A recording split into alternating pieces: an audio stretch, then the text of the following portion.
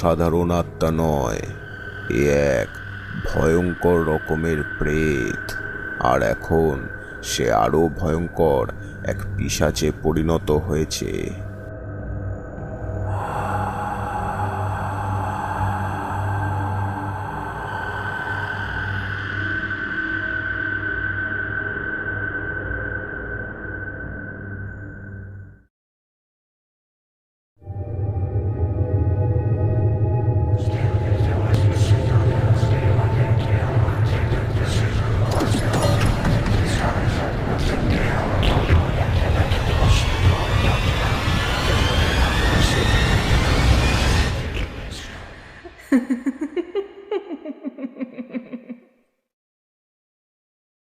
এটা হলো নবকুমার গ্রামের একটা ছোট্ট বাজার। শুধু নবকুমার গ্রামই নয়, আশেপাশের আরও 2-3টে গ্রাম থেকে মানুষ